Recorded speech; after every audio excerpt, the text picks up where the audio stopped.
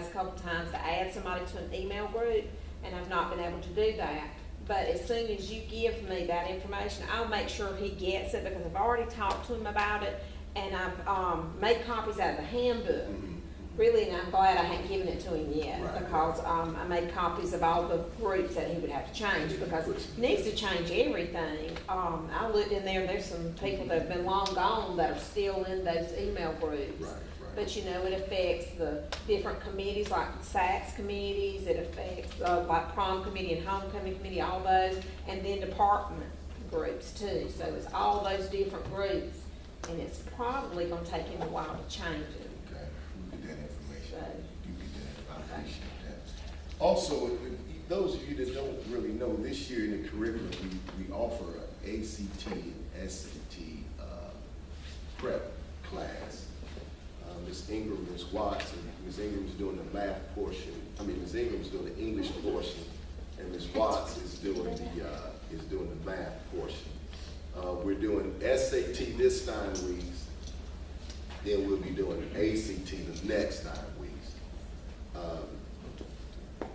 So we'll get it out to the students and start getting people signed up. You know, we target the 11th graders. That's our target group, 11th graders.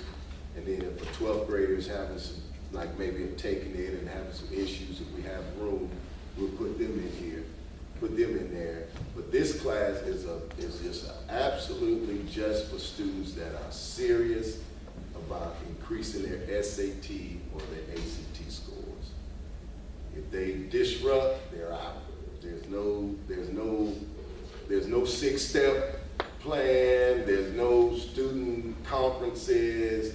If it's up to the teacher, if a student is being disruptive, I just go ahead and pull them out, because it is a service to the students. Because other than that, y'all, if you ever, last year when they came in with an SAT prep program, it cost almost $300. And then you came up here on Saturdays, for ever so many weeks. This is a service that we've been fortunate to be able to incorporate in the curriculum, but it's just absolutely no nonsense thing. So I think now we have a total of 20 students at total in there now, and that's between the 2 classes, but we're looking to have at least 20 in each class.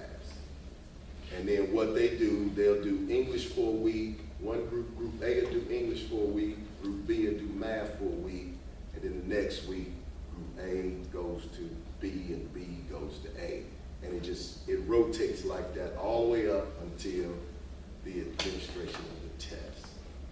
And y'all, I sat in on some of the training that went on this summer, and I've sat in some of the classes. And the SAT, what I found out this summer, it's not really a knowledge-based type thing. It's a knowledge-based, but a lot of it is test-taking skills. And am I right, Ms. Ingram? It's a lot of, you have to have the knowledge, but the SAT test is more of a logic test. It's not necessarily content-based, because we're teaching them how to do the science, and you don't have to know a lick of science to ace the science part.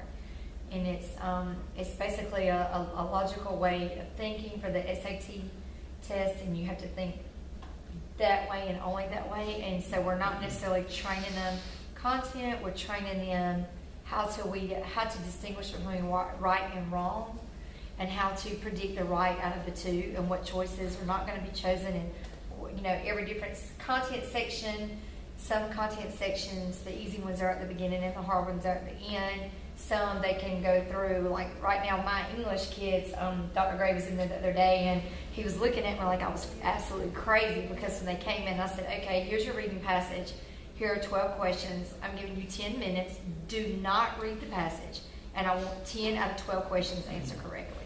They had 10 minutes, they could not read, and they had to answer the questions. And he sat in there, and he was looking at me like, what are you telling these kids? And they went through and weeded them out. And they zapped out of 12 questions, they got 10 right just like that in 10 minutes and never read the question. They didn't read the passage. Never read the passage. And it's just a technique that they were trained on. And even when I said in some of the training